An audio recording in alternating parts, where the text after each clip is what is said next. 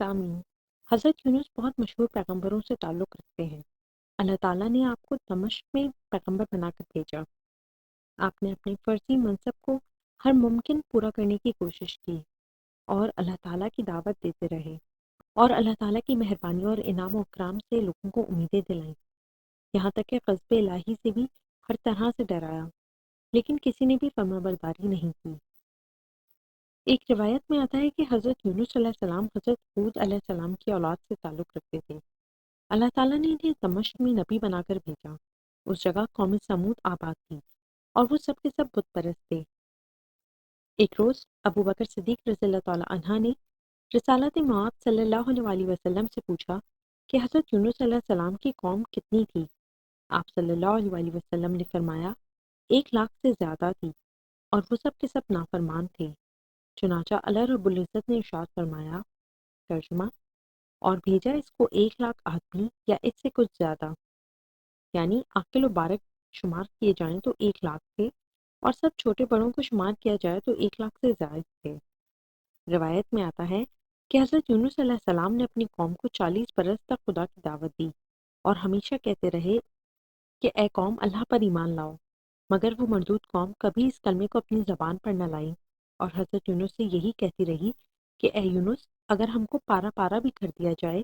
تو بھی ہم تم کو اللہ کا نبی نہ کہیں گے۔ حضرت یونس علیہ السلام اس بات سے بہت ہی مایوس ہوئے اور ساری قوم بت پرست میں مدہوش تھی۔ حضرت یونس علیہ السلام نے اب ایک دن اپنی قوم کے بڑے مجمع میں جا کر قوم سے خطاب کرتے ہوئے فرمایا کہ اے قوم،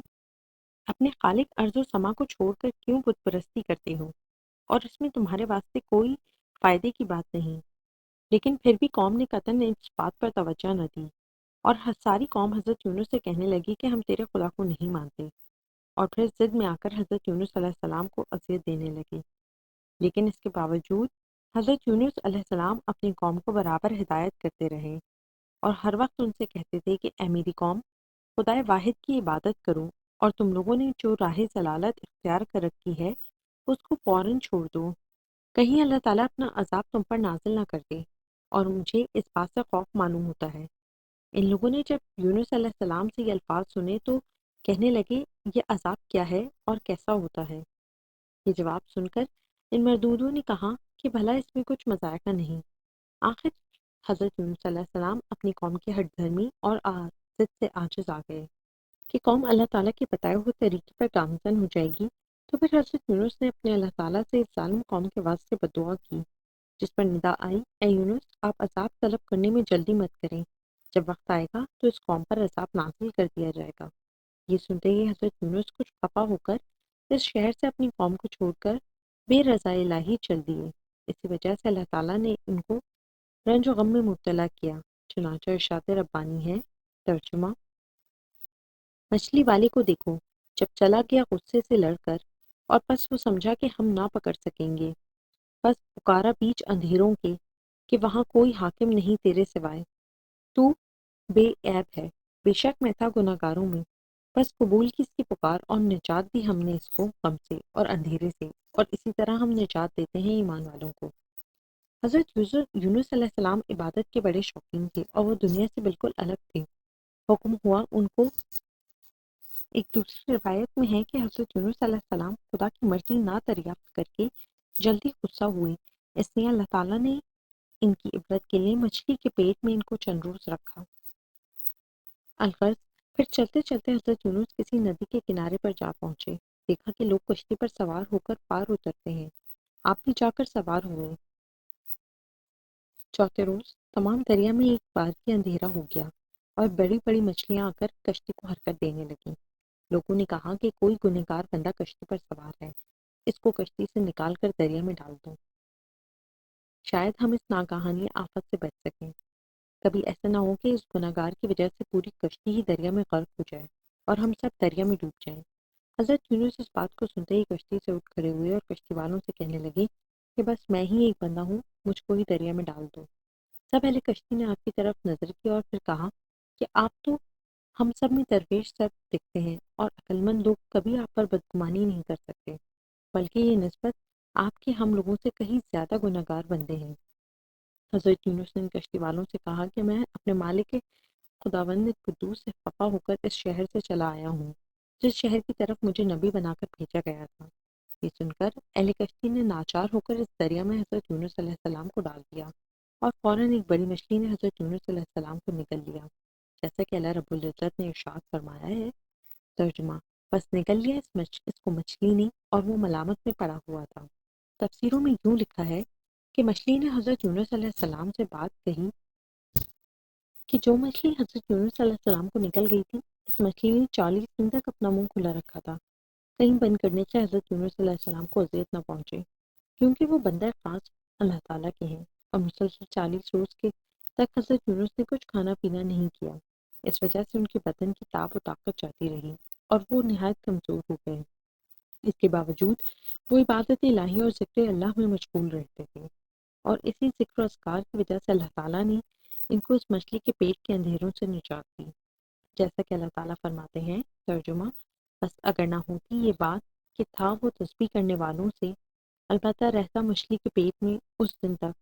کہ جب اٹھائے جائیں مردے، یعنی حضرت یونس علیہ السلام پیغمبر اگر مچھلی کے پیٹ میں خدا کو یاد نہ کرتے تو قیامت تک مچھلی کے پیٹ میں ہی رہتے۔ پھر انہوں نے کثرت سے اپنے معبود برحق کو یاد کیا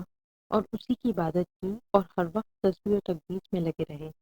تو اللہ تعالیٰ نے انہیں نجات بخشی۔ خبر ہے کہ 6 پیغمبروں کو اللہ تعالیٰ نے سخت آزمائشوں میں مبتلا کیا تھا، تو بھی انہوں نے اپنی حالت مصیبت میں اپنے خالق کی بندگی نہ چھوڑی، اور تمام ارض و سما کے فرشتے اور بنی آدم کو اللہ تعالیٰ نے دکھلایا اور تنبیہ کی کہ دیکھو کیسی کیسی مصیبت میں ہمارا بندہ مبتلا رہا، پر ہم کو نہ بھولا اور یاد کرتا رہا، تو اس کے صلے میں ہم نے اس کو نجات دی۔ سب سے پہلے حضرت نوح علیہ السلام پیغمبر کو ان کی قوم کے سبب رنج و بلا میں مبتلا کیا اور پھر ان کو اس سے نجات دی۔ دوسرے حضرت ابراہیم خلیل اللہ کو آگ کی نمرود میں ڈالا۔ دوستی اور صدق اعتقاد ان تمام فرشتوں اور خلائق کو دکھلایا، پھر ان کو بھی ہم نے نجات دی۔ تیسرے حضرت یونس علیہ السلام پیغمبر کو مچھلی کے پیٹ میں رکھا تھا، پھر ان کو نجات بخشی۔ حضرت یوسف علیہ السلام کو کنویں میں اور زندہ میں اور غلامی میں ان سب بلاؤں اور مصیبتوں میں مبتلا کیا، تو بھی انہوں نے ان مقامات پر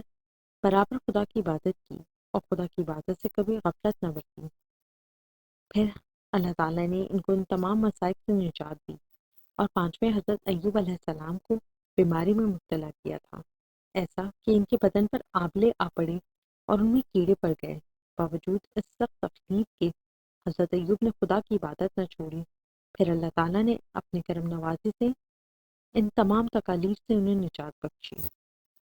اور چھٹے حضرت محمد مصطفیٰ صلی اللہ علیہ وآلہ وسلم کا دندار مبارک شہید ہوا اور غار میں رہے، اور شب معراج میں 7ویں آسمان میں سے لامکہ پر تشریف لے گئے۔ یہ صدق محبت ان کی اللہ تعالیٰ کے ساتھ ہفت آسمان کے فرشتوں کو دکھلائی۔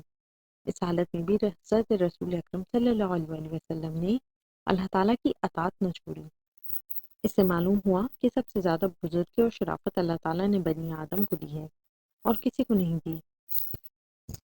اس مچھلی نے حضرت یونس علیہ السلام کو اپنے پیٹ میں لے کر 7 سمندر پھیلایا اور تمام قدرت الہی کو دربار میں دیکھی، اور تقریباً 40 دن کے بعد حضرت یونس علیہ السلام نے خصوصی سے اللہ تعالیٰ کو پکارا اور بہت ہی گریہ و زاری کی۔ ان الفاظوں کو اللہ تعالیٰ نے قرآن مجید میں نقل فرمایا ہے۔ ارشاد باری تعالیٰ ہے۔ ترجمہ: بس پکارا یونس نے ان اندھیروں میں کہ کوئی حاکم نہیں ہے سوائے تیرے، تو بے عیب ہے اور بے شک میں گنہگاروں میں سے۔ اس سے معلوم ہوا کہ حضرت یونس علیہ السلام اس وقت 4 تاریکی میں تھے۔ اللہ تعالیٰ فرماتے ہیں۔ ترجمہ: پھر سن لی ہم نے اس کی پکار اور نجات دی ہم نے اس کو اس غم سے، اور ہم اسی طرح نجات دیتے ہیں ایمان والوں کو، بس اللہ تعالیٰ کے حکم سے۔ اس مچھلی نے حضرت یونس علیہ السلام کو 40 دن کے بعد دریا کے کنارے سوکھے پر اگل دیا۔ پھر جب حضرت یونس علیہ السلام اس مچھلی کے پیٹ سے باہر خشکی پر آ گئے